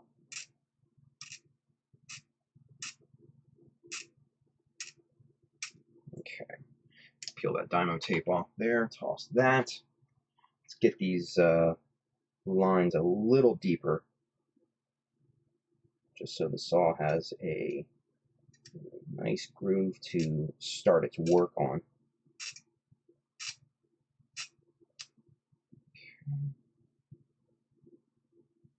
Sometimes what I'll do is if I need really accurate like cuts, I will use the chisel to just chisel through and make cut that way. Just use this old chisel, and it's super accurate, especially like when you have to duplicate really tiny parts or something like that. That's probably the easiest way to go. Now, I'm going to cheat a little bit on this top part because, number one, it's super thin and it's really straight. So I'm just going to clip that off with the nippers. And that was easy. So now, all I have to do is cut this bottom half. We're going to use that with, this is just the Hasegawa Tri-Tool, one of the straight saws in an Olfa utility knife body. So both are really, really good tools to have. So good pickups on both of those if you're inclined. So now we're just going to use this. We're just going to cut this this part off here.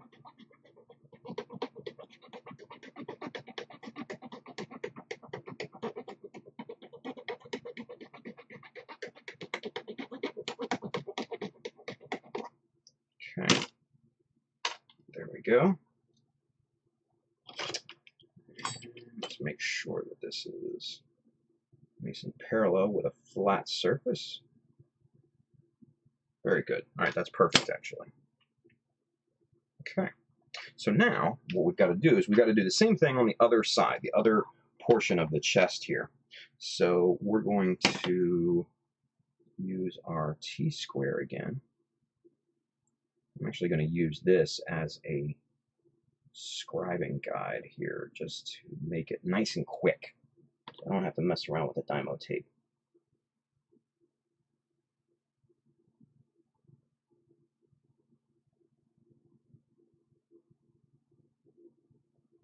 Right there.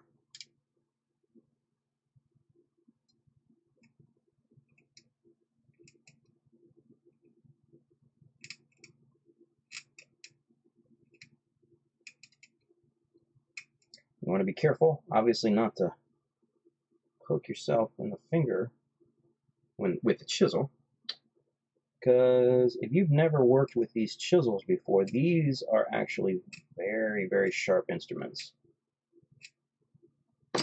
Alright, got the notch started on both of these pieces. Let's deepen it up here a little bit.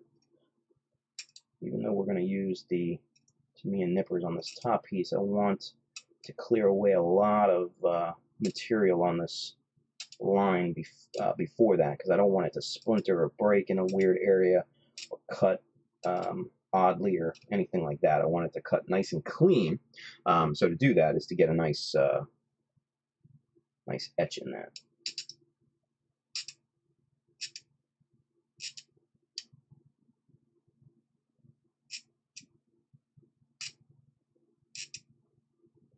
Okay, we're going to do that to both sides. Now we're going to get our Tamiya nippers here. And we're just going to make sure that's nice. There we go.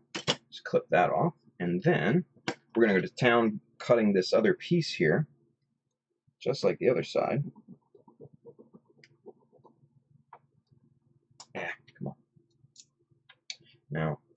always more difficult in one direction than the other, and this is the more difficult for me since I am right-handed.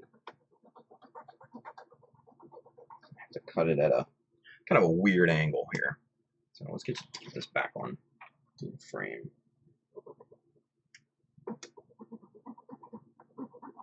There it is. Okay. Come on.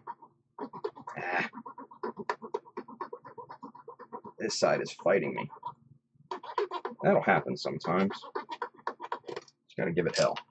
Alright, so now we need to make sure that these cuts are nice, lined up in parallel.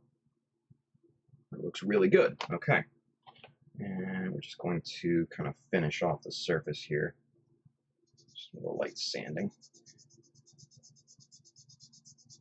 Just to flatten these up a bit. We're going to do the same thing to the other side here real quick before we put that back on the body. And then I'll show you kind of what the idea is.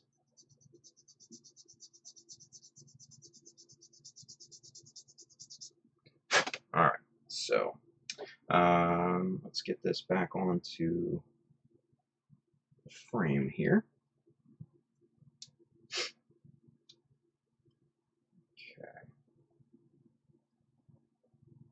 All right, so now you can kind of see that there's this nice 6mm cut right in the middle where that seam line used to be. And what we're going to do is to build up some fillers in here. And it's going to look, I think, really quite nice. It's going to have, you know, some, you know, like a middle notch to give it a little bit of characteristic. And it's going to tie in and blend into that quite nicely.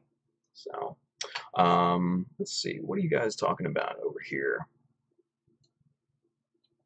Andrew's talking about weeboos. Very nice. Not surprising. Bailey says, actually, that's a good question. Tim, do you have a Danmo chisel? If not, would you get one? Good question. Yeah, a Danmo chisel is by Suji Borido or BMC, and what it is it's kind of an edge scriber, kind of like what Mike Wine had mentioned over on Facebook, and it's kind of got this little L notch here, and this is the cutting, would be the cutting surface. This would be rounded over to not mar the plastic. And what you would do is you would run that along the edge of a piece, and then that would create a flat groove right on the edge. So it's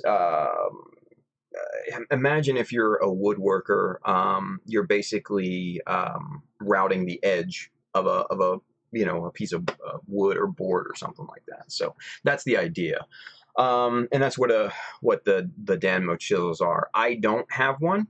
I don't necessarily ever see myself getting one. I don't know. Simply because I don't normally turn those edges into kind of panel lines like that. It's just not something that I normally do. So hopefully that answers your question. I don't know. M. Nielsen, it's funny to hear a right-handed person complaining about something on the wrong side for them. I guess you're left-handed, so trust me, I know. I know that. I can understand that feeling. No, it's always weird either on one side or the other. So for me, that's just the weird side. So let's see what else.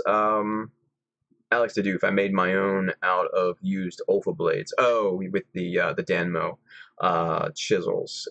So I guess you use like a grinder or something like that. Yeah, it can be done. And a lot of guys have done, made their own chisels out of used blades and stuff like that. And that's how I started using chisels. Is I made my own out of an old X-Acto blade or something like that, right? So if it works, it works, you know? So use what works, right? Let's see what else. What else you guys talking about earlier on?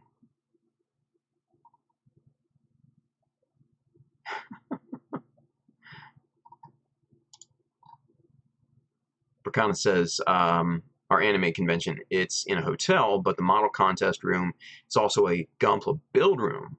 Interesting. That's pretty cool.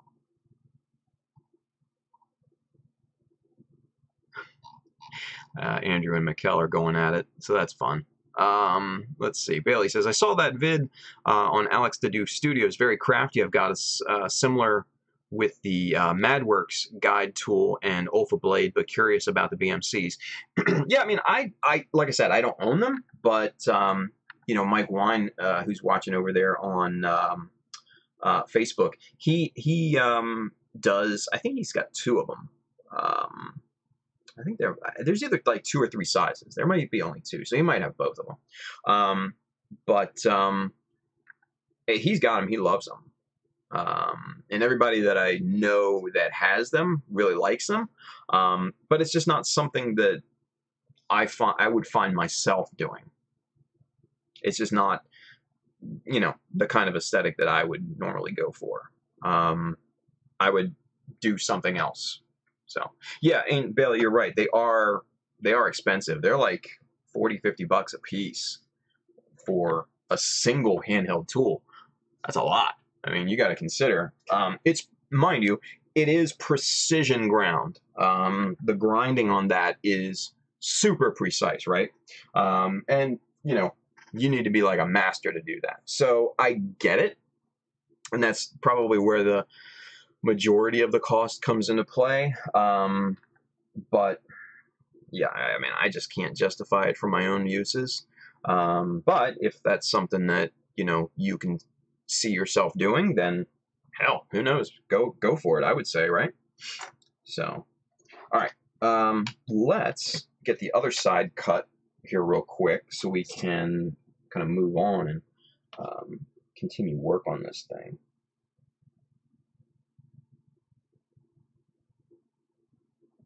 Let's use the other side as a guide here because that is not straight. Okay. And I'm just going to go straight into the scriber here. Get this line started. Not even going to mess with cutting in a guideline because originally I imagined I'd wanted to use the Dymo tape, but like I said earlier, if I can get away with using the T-square, I'll do that. Just because it's nice and simple and it's accurate, and yeah, easy peasy. All right, let's get these scribes a little bit deeper in this thing because that'll make cutting and snipping off that other piece a lot easier.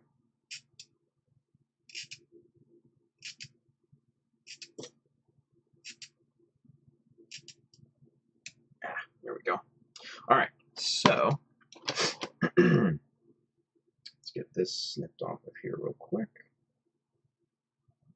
Rest of the blades right into that notch, and whoop, there we go. Easy. And then we'll use our saw and get this cut down.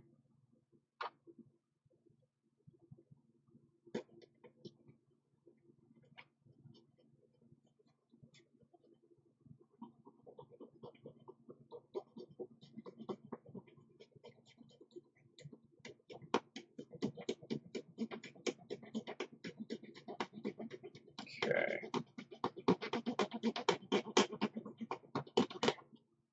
There we go. All right, let's double check, make sure this is flat. And that looks pretty good. Might need to clean up the inner edge of this because I think the saw migrated a little bit in direction. So that looks a lot better.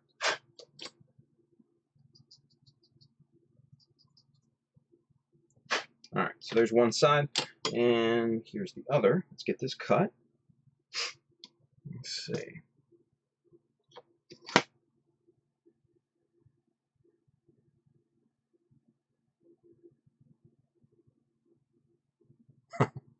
Andrew Young says that MadWork guide tool is so useless. Oh, the one to recreate like a border chisel? Is that what you're talking about, Andrew? I don't know. Alex the Doof, I just bought one on my trip to Japan this past week, so I'll probably do a video on that if you're curious. Yeah, look at that. 3,800 yen at Volk's store there, I guess, in Akihabara, which is an amazing store, by the way. 80 USD in Korea. Damn. Yeah, it's like 50. I think they're like $50 here on Volks USA on their website, if they're in stock, that is. But that's, yeah, that's expensive. And I mean, 3,800 yen, that's roughly $35 to $37 US, depending on the exchange rate. So, yeah. Bailey says, great. Yes, put a vid up whenever you get the chance. Shit, just put a vid. I enjoy them. Nice.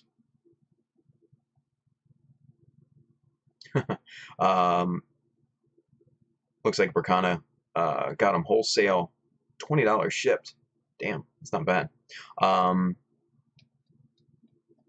$3,800. That's not bad. Yeah. Yeah, Alex, you're absolutely right. Tool heaven. I spent like 2 or 3 hours in that store alone, just looking and buying tools, and I think I dropped like two and a half bills in there. I absolutely love that store, Volks there in Akihabara. Such a great store.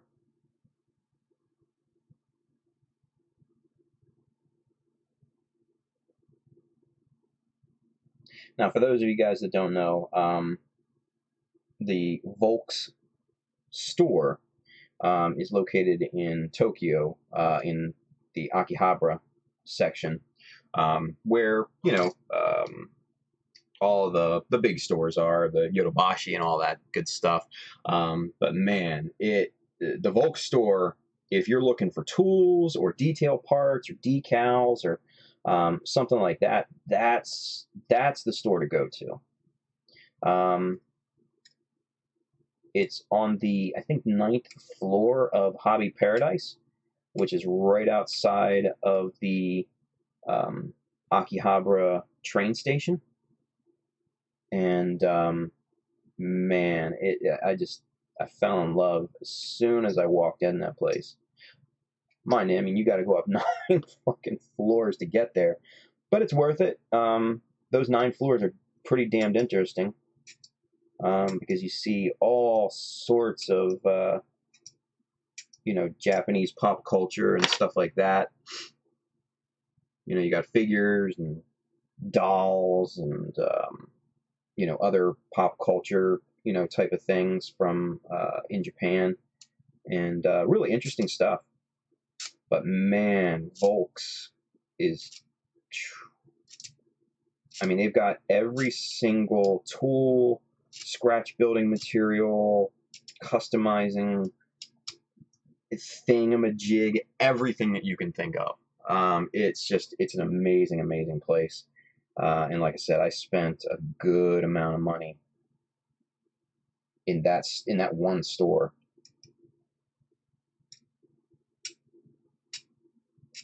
Like, they have a entire wall of high-Q decals, and then like another whole wall of high-Q metal parts, and then they've got several walls of you know, Kotobukiya and Wave parts and Bandai Builder parts and all that stuff.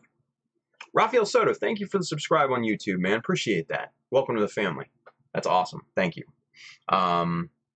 But yeah, Akihabara is, if you guys ever get to Japan, I so highly recommend that, man. It's an amazing shop. Amazing shop. Duty free too. Yeah, that's a good call. Sorvon, so this is what heaven sounds like. Yes, man. For for a modeler that's into like customizing and tools and stuff like that, it is heaven, man. It is absolute heaven. It's just awesome. It is an awesome, awesome place. They have some kits, but not a huge selection. I mean, obviously, if you're looking for kits in terms of selection, you go to Yodobashi. And if you're in Japan, you absolutely have to go to Yodobashi just for the experience, right? Carlo Castro, thank you for the subscribe on YouTube, buddy. Again, welcome to the family. I know you watch over there on Facebook too, so thank you for subscribing on YouTube. That's awesome. Thank you, man. But yeah, what I tell people when they go to Japan, you go to Volks to see and buy tools. You go to Yodobashi for the experience. Don't buy anything there because their prices are probably higher than most places. Still going to be cheap, compared to American prices, granted. But if you want cheap prices on kits, you go to Tam Tam Hobby. Those are probably at least the cheapest that I've found on kits in Tokyo. And then I'm talking new kits too. At the time, the RE Bawu had just came out, maybe like a week or two before. And they had it cheaper than any place else. I think I got it for, I want to say maybe $32 US. Maybe even cheaper than that. I forget. So yeah, Tam Tam Hobbies, and that's a chain hobby store too, believe it or not, is really, really good on prices. Andrew said Mandarake. I got to be honest. I was disappointed in Mandarake. And I'll tell you why. Because I was going in expecting it to be, like vintage kit, used kit type of paradise, right? And it was just kind of like, wah, wah, it wasn't all that great. Mind you, they had some old vintage kits, but I mean, they were like across the board vintage kits. It wasn't just like, a lot of Gundam, Alex the Doof says, yeah, Mandarake is hit or miss. I guess I missed big time on that because I just wasn't really all that impressed by it, unfortunately. I wanted to be a lot more impressed because I've heard, amazing stuff about Mandarake, but man, it just didn't do it for me. Mind you, I did get some nice out of print books and stuff from there, hobby books and stuff, and so that was definitely beneficial. But in terms of kits, it wasn't for me. Just wasn't for me. But I believe Alex because he's been to Tokyo more times than I have. It definitely sounds like a hit or miss type of place. So it is what it is. I'll probably go back if I ever go back. Fingers crossed, right? So we'll see. All right. So we got that cut. Let's measure this up with our guide piece here. And it looks like I might have. Looks like I might have missed on this piece here. I have it squeezed together too much, maybe angled differently or something.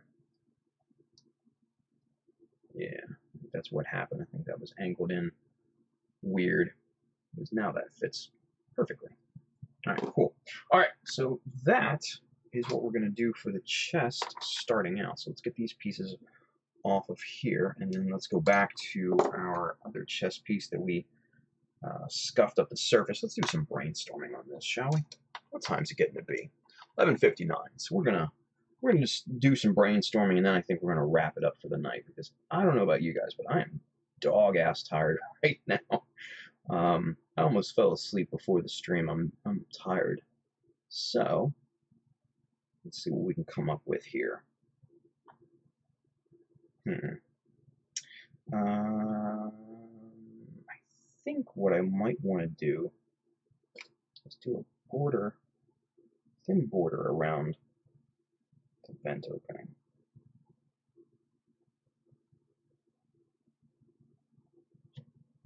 Since we're getting rid of the the border look on the vent, you know, at this point, we're just basically covering that with a piece of styrene. So what I think I might do is scribe kind of a border around this vent opening. And that will, I think, look pretty nice. So I'm just kind of drawing that in right now. Now, it's probably hard for you guys to see because this dark plastic just does not lend itself, unfortunately, to showing detail on the camera. Man, warm in here. So let me see if I can get it in the light here real quick for you guys. Let's go super zoom. Let's get it nice and zoomed in here.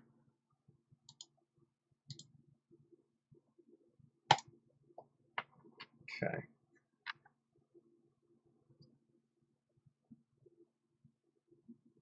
All right, let's pull back out so it can focus. And there. Okay, so super zoom, it locks in focus and everything.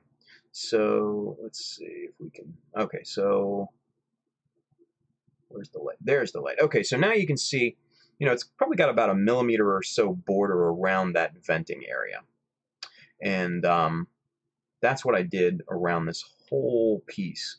So I think I'll scribe that in. Probably not tonight. Just doing some brainstorming here at this point tonight, and then we're going to finish up, like I said. But I like this look, and that's gonna look quite nice once it's done. I dig that. And then what I also think we're going to do, and let's get out of super zoom here so I can kind of show you here. Let's get rid of the box. Is to use this indent right here. We're just going to kind of pull this down at an angle, at a 45-degree angle. That'll be a notch there, right? And I think that's probably going to be all we do for that top section. Now, with this border around here, then we can come off almost at any point with some other panel lines, you know, and it won't look weird because there'll be a determination point with that kind of border scribe. So that was, you know, one of my main concerns with pulling lines over here now. So what I think we might do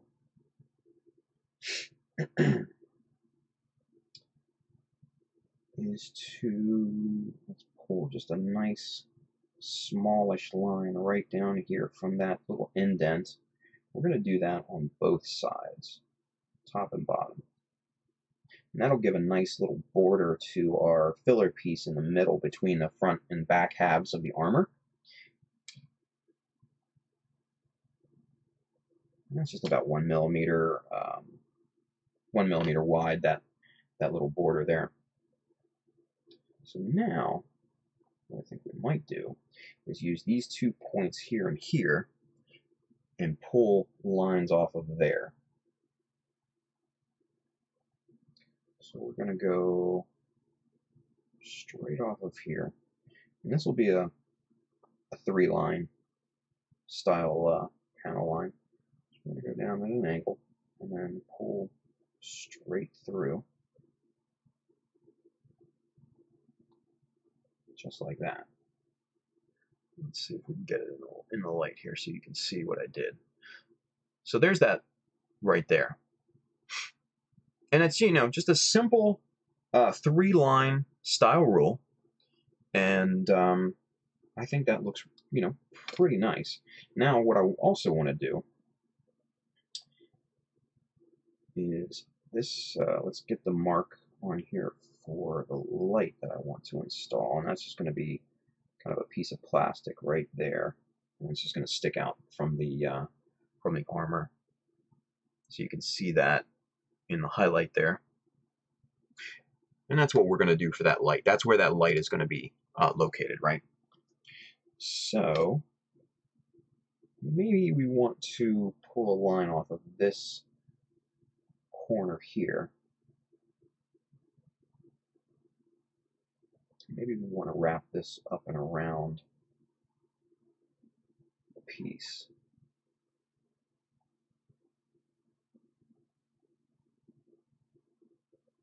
Just like that. Let's see if we can catch the light. So there's that. Those two kind of three-line rule styled lines, and that just wraps around to the top there. You can see it, you know, wrap around right there. I think that looks good. I like that. This piece will be simplistic, but I think that it will definitely fit kind of the aesthetic. Ooh, I'm going to tape on my forearm. Fit the aesthetic that we're looking for as kind of an encompassing piece. Now, with the Jesta, you also have this this kind of collar piece here, which has a whole set of possibilities too, and we'll work on that probably next time. But let's kind of fit this on here and see, kind of mock this up and see what it looks like here. So put those on there.